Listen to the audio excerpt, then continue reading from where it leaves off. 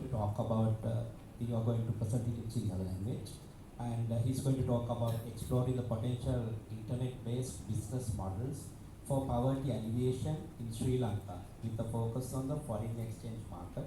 So Mr.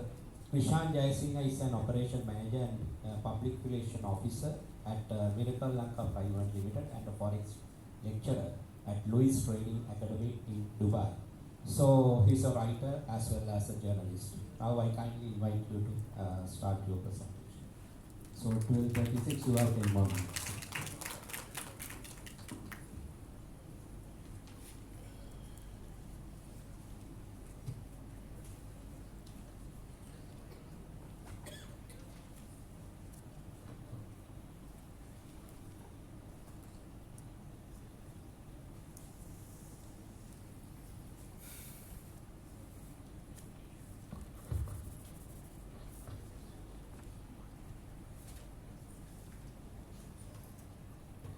Thank you, sir. සුබ දහවලක් වේවා සියලු දෙනාට. පළමුවෙන්ම ස්තුතිවන්ත වෙනවා මේ අවස්ථාව ලබා දුන්න තොරතුරු අමාත්‍යාංශයේ වැඩසටහන් සම්බන්ධීකාරක ශ්‍රී සර්, ඒ වගේම ડોક્ટર නයන මැඩම්, මගේ පරිශ්‍රණය ශ්‍රී ලංකාවේ ප්‍රජාවගේ දුගීභාවය ප්‍රතික්‍රියා උදෙසා අන්තර්ජාල ව්‍යාපාරකරණයේ උපයෝගීතාවය විදේශ මූල්‍ය වෙළඳපොළට සුවිශේෂව ඔබ අපට පූර්ව වචනය forex. ශ්‍රී ලංකාවේ වර්තමාන ආර්ථික තත්ත්වය. ලංකාව අද වන විට පවතින සංවර්ධනය වන රටක් විදිහට ලංකාවේ ජනගහනය මිලියන 22.37ක්. ලංකාවේ උද්දමනය මේ වෙද්දී පවතින්නේ 60-70ක් අතර අගයක. 2024 ඔක්තෝබර් වෙද්දී මේ මහ බැංකු වාර්තා අනුව තමයි මේ අගය තියෙන්නේ. නමුත් 2024 වෙද්දී 2023ට සාපේක්ෂව 2ක වගේ අඩුවීමක් තියෙනවා. නමුත් ශ්‍රී ලංකාවේ මේ උද්දමන අනුපාතයට අනුව ආර්ථික වර්ධන වේගය ඉතාම පහළ අගයක තියෙන ඒ 4.7ක් වගේ අගයක. කෙසේ වෙතත් ලංකාවේ රැකියා නියුක්තිය අද වෙද්දී 47ක වගේ පවතිනවා. ඒ වුණාට එනමුත් ශ්‍රී ලංකාවේ රැකියා විරහිත ප්‍රමාණය 53ක වගේ ප්‍රමාණයක පවතිනවා. ලංකාවේ ප්‍රධාන ආර්ථික ශේෂ්ත්‍රයන් කෘෂිකර්මාන්තය, ඇගලුම්, සංචාරක, විදේශ රැකියා වගේ ශේෂ්ත්‍රවල පවතිනවා. මේ ශේෂ්ත්‍ර ඔස්සේ ලංකාව වසරකට ලබා ගනි රුපියල් මිලියන 3775ක වගේ මුදලක්. ලංකාව තවමත් සංවර්ධනය වෙමින් පවතින රටක් බවට පත් වෙලා තියෙන ලංකාවේ පවතින යුද්ධ තාත්තේ ස්වභාවික ආපදා වගේ හේතු කාරණා වෙලා තියෙනවා. ඒ වගේම ලංකාව සංවර්ධිත රටක් බවට පත් නොවන්නේ ඇයි? ලංකාව සංවර්ධිත රටක් බවට පත් නොවන්න ප්‍රධාන වශයෙන් බලපාන කාරණා විදිහට ලංකාවේ විසි ආර්ථික සහ ජාතික ප්‍රතිපත්ති නොමැතිවීම වගේම රාජ්‍ය පරිපාලනයේ ගැටලු සංස්කෘතික නැත්නම් මේක බටහිර ලෝකේ කතා කරන්නේ dead people controlling කියලා. ඒ කියන්නේ අපි සංස්කෘතියත් එක්ක එදා මෙදා තුර පැවතුනා මිසක් නව ප්‍රවේශයන් ගවේෂණය කරේ නැහැ. මෙන්න මේ කාරණාවත් එක්ක තමයි ලංකාවේ ආදායම නගා සිටවන්න, ඒක පුද්ගල ආදායම නගා සිටවන්න නව ප්‍රවේශයක් විදිහට මගේ පරීක්ෂණය තුළ අන්තර්ජාල ව්‍යාපාරකරණය කියන කාරණාව ගවේෂණය කරන්නේ. අන්තර්ජාල ව්‍යාපාර විදිහට අපි ප්‍රධාන වශයෙන්ම e-commerce stores, freelancing service, online education service, ඊට පස්සේ drop shipping, affiliate marketing sites, next digital platforms, creation platforms වගේම trading platforms. මගේ පරීක්ෂණ ශේෂ්ත්‍රය වෙන්නේ මෙන්න මේ trading platforms. trading platforms කියන කාරණාව ඇතුළේදී commodities, crypto, currencies trade වෙන විවිධ ශානරයන් තියෙනවා. මේ ශානරයන් මගේ පරීක්ෂණයේ බේස් වෙන්නේ පරීක්ෂණය ඉදිරියට ගමන් කරන්නේ forex කියන අන්තර්ජාතික මූල්‍ය වෙළඳපොළ සංගම. අන්තර්ජාතික මූල්‍ය වෙළඳපොළ දැනට වසර 200කටත් වඩා ඉතිහාසයක් තියෙන ශේෂ්ත්‍රයක්. මේ අන්තර්ජාල මූල්‍ය වෙළඳපොළ පිළිබඳ සාකච්ඡාවක් කිරීමේදී අන්තර්ජාල වෙළඳපොළ මුල් කාලීනව පැවතුනේ භෞතිකමය වෙළඳපොළක් විදිහට විදේශ රටවල විදේශ විනිමය තුළ විනිමය අනුපාත තීරණය කරන්නේ මෙන්න මේ අන්තර්ජාල වෙළඳපොළ. මේ අන්තර්ජාල වෙළඳපොළ බටහිර ලෝකයට ගෙන ස්ටීව් නිසෝන් කියන පුද්ගලයාගේ පළවෙනි කෘතියක් සමගින් ඉතින් ඒත් එක්කම ඔබට දකින්න පුළුවන් මේ මම ෆොරෙක්ස් කියන ඒ ටොපික් එකට යටින් දාලා තියෙන chart එක මෙන්න මේ chart එක බටහිර ලෝකයේ සඳහා ෆොරෙක්ස් තුලින් කියන ඉන්ටර්ෆේස් එක මේ ඉන්ටර්ෆේස් එක නිර්මාණය කරන්න ඊට වසර 100කටත් වඩා ඉතිහාසයක් තියෙන ජපානයේ මොනහිසෝ හොම්මා කියන පුද්ගලයා විසින් එතෙන් පටන් අද දක්වා මෙන්න මේ ෆොරෙක්ස් සඳහා ඉතිහාසයක් වගේම පැවැත්මක් තියෙනවා ඒ තුලින් අදටත් පුද්ගලයන් ලාභ ලබමින් ඉන්නවා ෆොරෙක්ස් වෙළඳපොළ රටේ ෆොරෙක්ස් වෙළඳපොළ රටක සෑම පුද්ගලයෙක්ම සම්බන්ධ වෙමින් මුදල් ගණදුණු කරන වේදිකාවක් ඒ කියන්නේ ඔබ යම්කිසි බැංකුවකට යම්කිසි ආයතනයකට ගිහිල්ලා ඔබේ මුදලක් බැංකුවට ලබා දීලා විදේශ මුදලක් සඳහා හුවමාරු කරනවා නම් ඒ කාරණාව වෙන්නේ ඔබ නොදැනුවත්ව මෙන්න මේ ෆොරෙක්ස් කියන වෙළඳපොළ හරහා. ෆොරෙක්ස් තුළ ප්‍රධාන වශයෙන්ම ගණනය කරන්නේ ජාත්‍යන්තර බැංකු ඒත් සමග වාණිජ ආයතන ෆොරෙක්ස් බ්‍රෝකර් ෆර්ම්ස් තනි පුද්ගලයන් මෙන්න මේ ෆොරෙක්ස් මාකට් එක තුළ ගණනය කරනවා සාමාන්‍යයෙන් දිනකට ඩොලර් ට්‍රිලියන 7.5 මෙන්න මේ ෆොරෙක්ස් වේදිකාව තුළ ගණනය කිරීම සිද්ධ වෙනවා. මූල්‍ය වෙළඳපොළ ඔස්සේ රටක ආර්ථිකය නගා සිටීම. රටට බදු ආදායම් ලැබීම. ශ්‍රී ලංකාව තවමත් අත්පොත් තබා නැති මෙන්න මේ ශ්‍රේෂ්ඨය විදේශ රටවල් බටහිර රටවල් ප්‍රධාන වශයෙන්ම සිය ආදායම තර කර ගැනීමට භාවිත කරනවා. කෙසේද? අපි ගත්තොත් ඇමරිකාවේ සජ්ජනපදයේ තුලදී විදේශ මූල්‍ය වෙළඳපොළ තුලින් ලබා ගන්න ආදායයෙන් 37ක් ඒ ලාභයෙන් රාජ්‍ය බදු විදියට ලබා ගන්නවා. ඉතින් මෙන්න මේ කාරණාවත් එක්ක තමයි මගේ පරීක්ෂණ ඉදිරියට ගොඩනැගෙන්නේ. ශ්‍රී ලංකාවේ ආර්ථික නගා සිටවන පුද්ගලයාගේ දුකී බව තුරන් කරන්න ෆොරෙක්ස් කොහොමද භාවිතා වෙන්නේ? රටට විදේශ ආයෝජන ලැබීම. රටට විදේශ ආයෝජන ලැබීම කියන කාරණාවේදී ප්‍රධාන වශයෙන්ම අපිට කතා කරන්න පුළුවන් දෙයක් තමයි top firm companies. ඒ කියන්නේ විදේශික ප්‍රකෝටිපතියන් ධනවතුන් අද වෙද්දී පෙළඹිලා තියෙනවා භෞතිකමය ව්‍යාපාර කරන්න ඔබට ගිහිල්ලා මෙන්න මේ ඩිජිටල් ප්ලැට්ෆෝම් ඇතුලේ ක්‍රියාත්මක වෙන වේදිකා තුළට ආයෝජනය කරන්න. එතනදී පුද්ගලිකව මම මේ වෙද්දී ෆොරෙක්ස් ට්‍රේඩින් කරමින් ඉන්න කෙනෙක්. ඒ කාරණාවෙදී මේ වෙලාවේ මගේ උදාහරණය තුලින් මට පැහැදිලි කරන්න පුළුවන් යමක් තියෙනවා.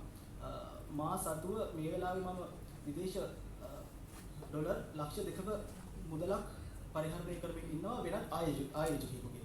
එතනින් ලැබෙන බෙනිෆිට් එක ඒ ආයෝජකයා මගෙන් බලාපොරොත්තු වෙන්නේ ඒ මුදලට 100ට 15ක 20ක වගේ ප්‍රොෆිට් එකක්.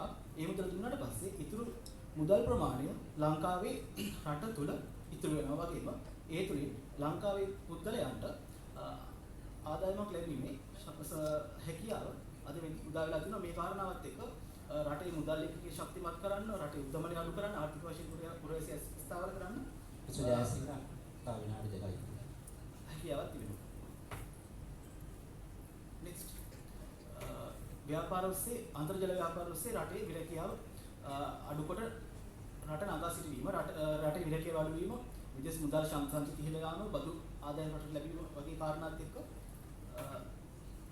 මේ දෙවෙනි රට ස්ථාවරයක් සිද්ධ වෙනවා. ඒ වගේම මගේ පරීක්ෂණ ප්‍රශ්නය වෙන්නේ ශ්‍රී ලාංකේය ප්‍රජාවගේ දුකී බව විදැකීම උදෙසා අන්තර්ජාල ව්‍යාපාර කිරීම සාර්ථක ප්‍රවේශයක්ද? මේදී මම මගේ පරීක්ෂණයේ ගොනු කරන්නේ අන්තර් ජාතික මූල්‍ය වෙළඳපොළට සුවිශේෂයි. next පරීක්ෂණ රිසර්ච් aim තවම සංවර්ධන වීම පදින රටක් වන ශ්‍රී ලංකාවේ පුරවැසියන් මුහුණ දෙන ආර්ථික අපහසුතාව සඳහා සාර්ථක පිළියමක් සපයමින් ප්‍රජාවගේ දුකී බව විදැකීම සඳහා අන්තර්ජාල ව්‍යාපාර කරන උපයෝගීතාව තමයි මම පරීක්ෂණයේ ගවේෂණය කරන්නේ. වගේම පරීක්ෂණයේ අභිමතාර්ථ අන්තර්ජාල ව්‍යාපාර කරන ශක්‍යතාවය, අන්තර්ජාල ව්‍යාපාර ඔස්සේ ආදායමක් ලබාගත හැකිද හඳුනා ගැනීම, ආදායම් ලබා ගන්නා දේශීය ව්‍යාපාරිකයන් පිළිබඳ හඳුනා ගැනීම වගේම අන්තර්ජාලය තුළ ව්‍යාපාර ප්‍රචලිත නොවීමට හේතු වගේම ප්‍රචලිත කිරීමට අවශ්‍ය ප්‍රවේශයන් වගේම ඒ සඳහා බාධක හඳුනා ගැනීමක් තමයි මගේ පරීක්ෂණය තුළදී සිදු වෙන්නේ. පරීක්ෂණය සඳහා මම භාවිතා කරන්නේ මිශ්‍ර රුණ ප්‍රවේශය. එහිදී ගුණාත්මක සහ ප්‍රමාණාත්මක ප්‍රශ්න ඔස්සේ ගුණාත්මක සහ ප්‍රමාණාත්මක දත්ත මූලික කරගැනීමෙන් තමයි මම මගේ පරීක්ෂණය සිදු කරන්නේ. පරීක්ෂණය තුළදී මම ලංකාවේ පළාත් 9 සුවිශේෂීව පුද්ගලයන් 100 බැගින් එක පළාතකට 100 බැගින් 900ක් පරීක්ෂණ සඳහා භාවිත කරලා තිබෙනවා. ඒ වගේම මේකේ මම 87ක ප්‍රතිශතයක් අන්තර්ජාල ව්‍යාපාර තුලින් පුද්ගලයන්ගේ දිලිදුකම පිටතැකීමට අවස්ථාවක් තිබෙන බව සනාථ කරගත්තා දත්ත ඔස්සේ. ඒ වගේම දැනට අන්තර්ජාල ව්‍යාපාර ඔස්සේ දිලිදුකම පිටතැකීම නිසා ෆොරෙක්ස් මැදිහත් වෙන බව 37ක ප්‍රමාණයක් පවසනවා. ඒ වගේම දැනට 118ක වගේ ප්‍රමාණයක් කන්ක්ලූඩ් කරනවා. දැනට මේ මාකට් එකේ ඒ වගේම objectives next අන්තර්ජාල ව්‍යාපාර ඔස්සේ මගේ පරිශ්‍රණයේ මම ගොඩනගපු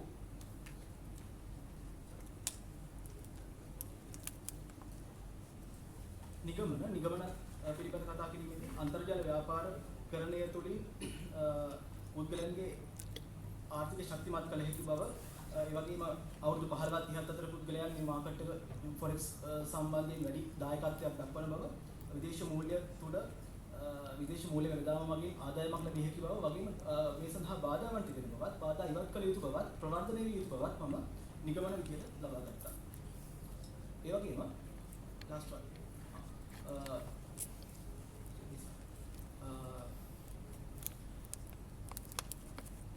පරිශ්‍රණය තුළින් මම සිදු කරන යෝජනාවන් අන්තර්ජාල ව්‍යාපාරකරණයේ උදෙසා දිරිමත් කිරීමක් තිබිය යුතුයි. ඒ වගේම මූල්‍ය වෙළඳපොළ පිළිබඳ පවතින ගැටලු ඉවත් කළ යුතුයි ශ්‍රී ලංකාවේ. ඒ වගේම අධ්‍යාපන ලැබීමට අවස්ථාවන් ගොඩනැගිය යුතුයි.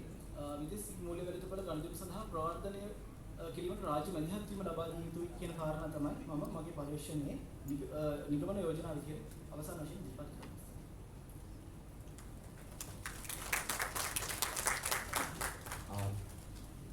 Thank you, Ms. Jayasinghe. මම හිතන්නේ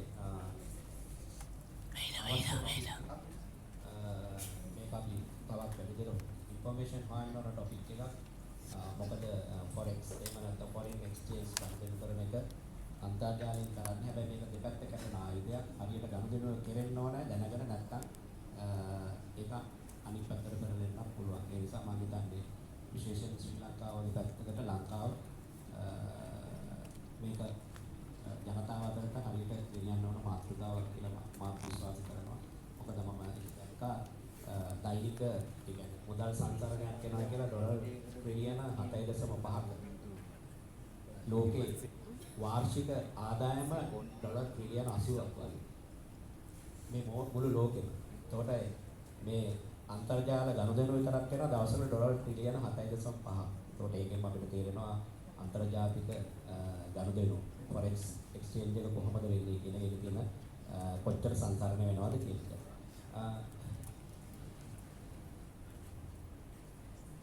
Can we get down that other speaker? Is he okay, ready or?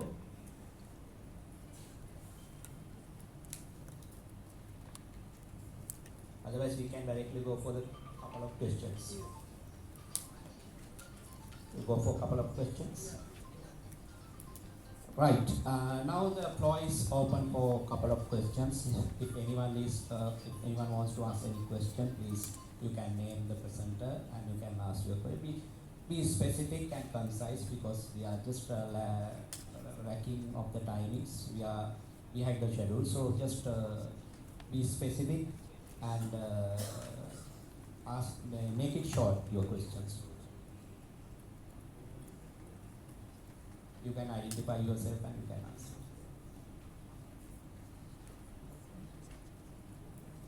Yeah, you can use the both language because you can ask even if you are comfortable, whatever the language you are comfortable, you can ask Sinhala or English. But not, I don't understand this. Yes. Can somebody give a mic?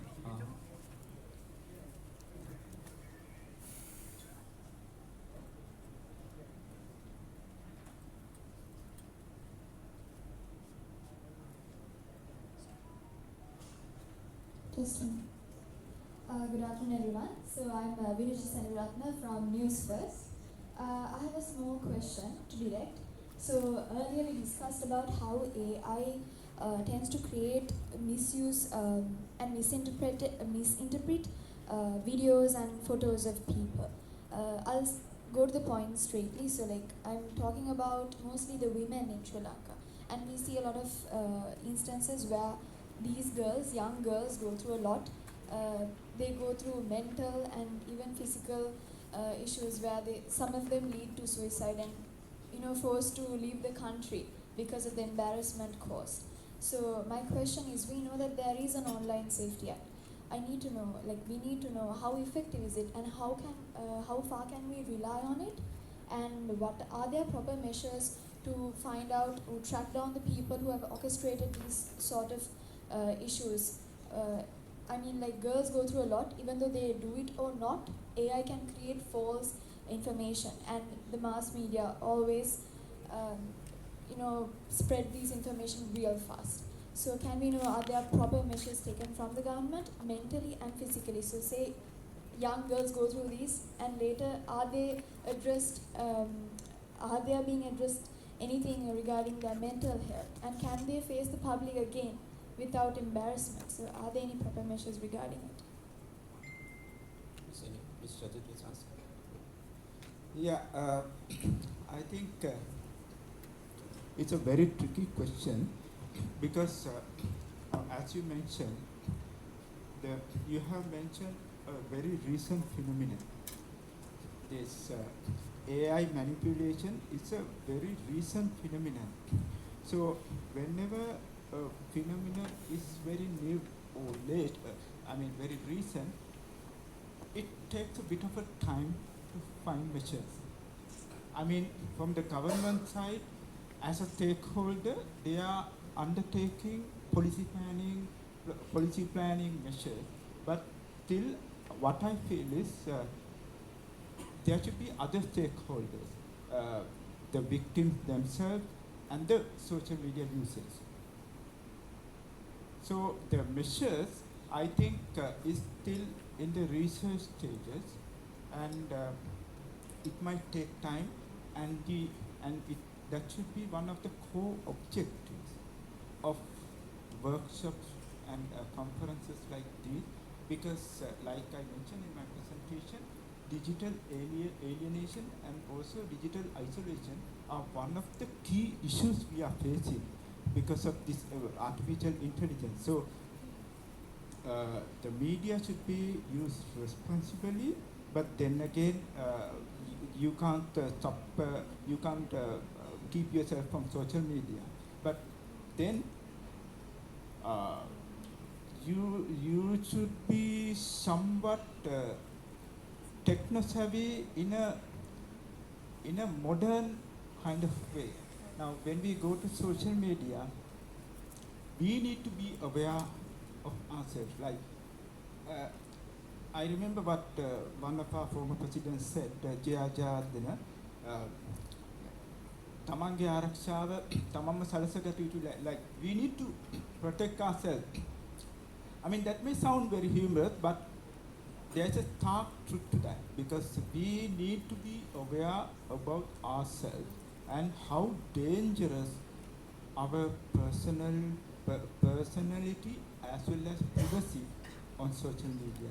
So I think while the government and other stakeholders must work on solidifying the measures they have already taken, as users we need to be more modern, techno-savvy, and also we need to be aware, familiar with the danger that is posed against ourselves. I think that should be the first step, because the government level and policy level, those are very secondary and tertiary levels. We can't fully depend on them, especially in a developing country like this.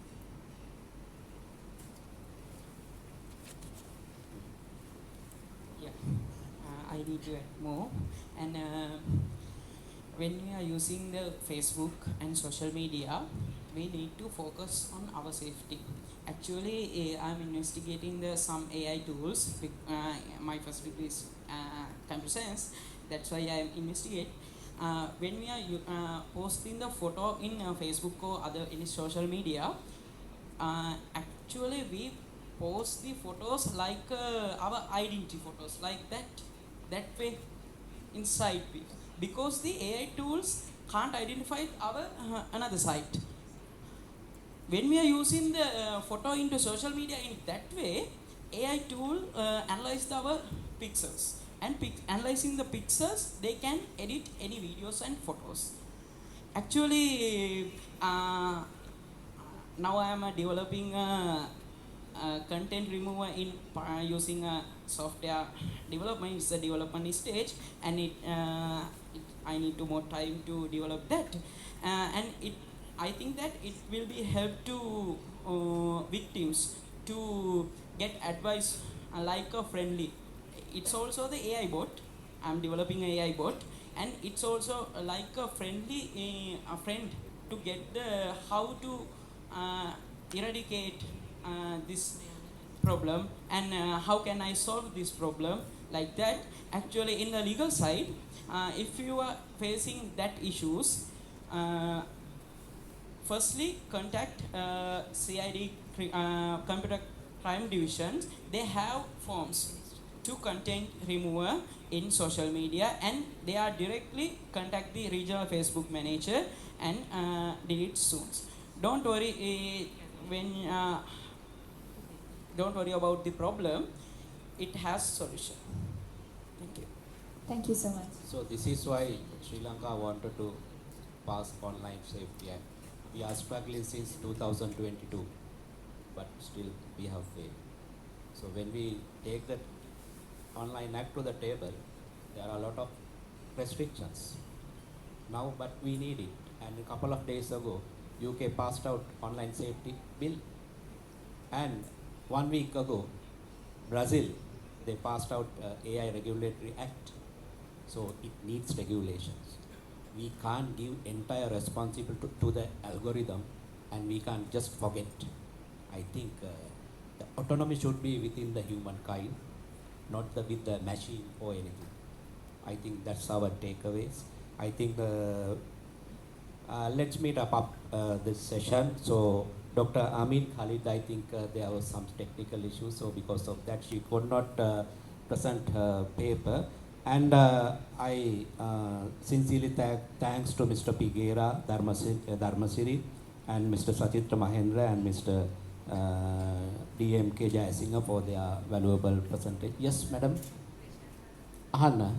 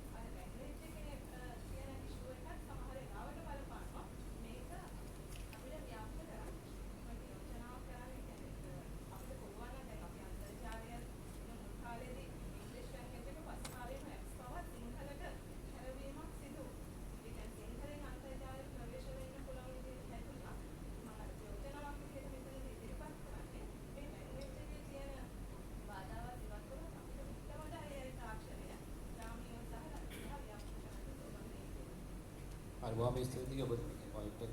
මම හිතන්නේ ඒකේ central bank එකට තියෙන roll එකක්. මොකද central bank එක ඕක encourage කරන්න ඕන කොහොමද යන්නේ කියන එක. මම හිතන්නේ එකතු කිරීමක් කරන්න ඔබතුමීගේ යෝජනාවට දැනට ඔබතුමිය කියන්නේ උන්ඩියල් කියන ක්‍රමවේදය ගැන. උන්ඩියල් පාවිච්චි කරන්න හේතුව තමයි දැනට සෙන්ට්‍රල් බැංක් එක අපි මේ කතා කරන forex for වෙනත් ඔන්ලයින් platform එකක් තුලින් ලබා ගන්න ආදායම් රෙගියුලේට් නොකිරීම. ඒ කියන්නේ ලංකාව තුල තහනමකුත් නැහැ, නීතියකුත් නැහැ. ඉතින් මේ කාරණාවත් එක්ක අපි කරන කිසිම දෙයක් සම්බන්ධයෙන් ඒ කියන්නේ මුදල් හොමාරුවක් හෝ එහෙම නැත්නම් වෙනත් ක්‍රියාවක් සම්බන්ධයෙන් කටයුතු කරන්න ලංකාවේ නීති නැහැ. ඉතින් මේ කාරණාවත් එක්ක තමයි ඔය ඔබතුමිය කියන කාරණාව ලංකාවේ පෙන්නගෙන තියෙන ඒ කාරණාවේ අනිත් දේ තමයි මේ ලංකාවේ බැංකු හරහා මුදල් ගනුදෙනු කිරීමේදී ඩිලේ එකක් එනවා. සාමාන්‍ය මුදල් දැන්පත් කිරීමක් සිදු කරොත් සාමාන්‍ය ව්‍යාපාරික දින 5ක් 4ක් වගේ කාලයක් ඇතුළත තමයි බැර කිරීම සිද්ධ වෙන්නේ. ඉතින් ව්‍යාපාරිකයන් මේ වගේ කාලයක් රැඳී ඉන්නේ නැහැ. ඔවුන් බලනවා මේ කාරණාවේදී ඉක්මන්ම වගේම ඔවුන්ට වාසිදායක ප්‍රවේශය. ඉතින් මෙන්න මේ කාරණාවත් එක්ක තමයි මම මගේ පරීක්ෂණයේදී යෝජනා ඉදිරිපත් කරන්නේ මේ සඳහා රාජ්‍ය අනුග්‍රහය වගේම නිසි ක්‍රියාවලියක් මේ සඳහා යොමු වෙන්න ඕන කියලා. ඒ වගේම යම් කිසි තවත් දෙයක් මට මෙතනදී එකතු කරන්න දෙයක් තියෙනවා. දැන් අපි ගත්තොත් විදේශ සංචාරකයන් ලංකාවට පැමිණෙනවා. මේ පැමිණීමේදී ඔවුන් පාවිච්චි කරන්නේ මේ අපි කතා කරන විදේශ මුදල්. එතකොට මෙන්න මේ විදේශ මුදල් සම්බන්ධයෙන් ඔවුන්ට ගැටලුකාරී තත්ත්වයක් ඇති වෙලා තියෙනවා. ඔවුන්ගේ අවශ්‍යතා සම්බන්ධයෙන් වියදම් කරගන්න. ඒ කියන්නේ ඔවුන් එක්ස්චේන්ජ් මාකට් එකක් පාවිච්චි කරන්න ඔවුන්ට තියෙන බාධාවන් හින්දා ඔවුන් ඉතාම අඩු වියදමකින් ලංකාවේ සැරිසරන්න පටන් ගන්නවා. ඔවුන් අතේ තියෙන සංචිතයකට. ඉතින් අපිට පුළුවන් වුණොත් ඔවුන්ට අවශ්‍ය කාරණා මෙන්න මේ රාජ්‍ය මැදිහත් වීමත් එක්ක සිද්ධ කරලා දෙන්න. ඒ වගේම අපි මේ කතා කරන එක්ස්චේන්ජ් මාකට් රට තුළ දියුණු කරන්න.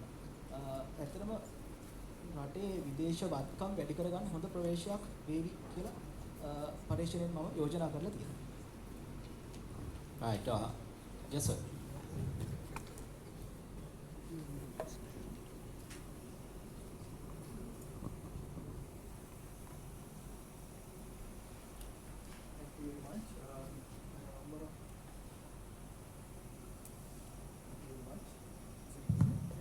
Thank you very much. Actually, there are a number of beautiful presentations even in the previous sessions. Very insightful ideas we had even in these sessions as well. But I just wanted to give you a quite very little observation, one of the observations that this is a research conference. So even we have lots of beautiful, insightful ideas. There may be no difference because the people even in they are over the roads have much better insights there. How this platform as a discussion forum differs from these out of the site is that if we can mention in what context we lay down our research, on what literature, what theoretical background, it's much better. And there are lots of objective even in the previous discussions and in this one. It's much better in order to take at least 2 or 3 objectives or aims. Then our research, means the immersion into the fact, could be more productive. When we are taking a lots of aims or objectives, it is not a research. It's like maybe a journalistic paper or it's a bloody talk, like nonsense, right? And the third point is that even we have lots of interesting areas like emotionality and the violations of traditional ethical journalistic roles, and in these discussions, in these sessions, some forms of how it interplays with the economy, these things. That why we are conducting this kind of international forum, in order to bring these productive insight ideas into real world changes, maybe the specific industries or the ministries. So as a result of that, at the end of the day, if our research are much scientific and very specific into those areas, we can send these ideas professionally and scientifically. Why don't you make these more pragmatic and implement into those respective ministries? So this is my bit observation because I don't know, lots of people may not stay here after the lunch. That's why I just wanted to say this. Because this is a research forum, not a bloody just taking whatever we are coming through our minds. So even Sachitra's, this is very good and very, very good idea. But if we can say that in this context I am arguing, this theoretical background, I am using this previous research and on which I argue this my point. And so that's how I come to my conclusions. This is much specific, clear and concise. Other than this is not a research or international forum, because over there in the roads people have much better ideas more than us. So this is one of my observations. Thank you very much. Yeah, thank you, sir, for your comments. We have just concluded the second academic session, and our thanks go out to the chairperson, Colonel MBB Nalin Hera. Director, Media and Media Spokesman, Defence Headquarters, Sri Javada Burakote, and the participants who shared their research with us. And we now cordially invite the chairperson of the second academic session and the researchers who presented their research papers to be awarded certificates.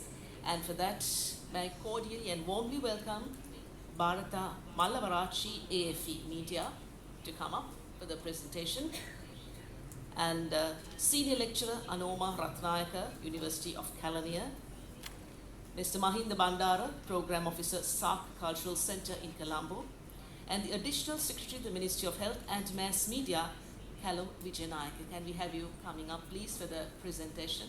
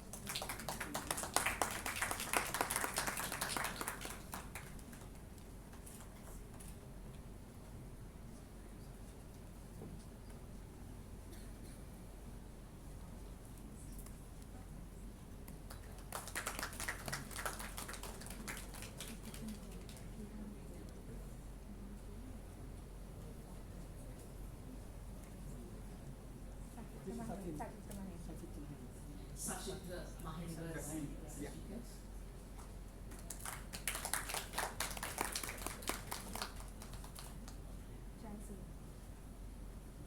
Mr. Jasi has certificate.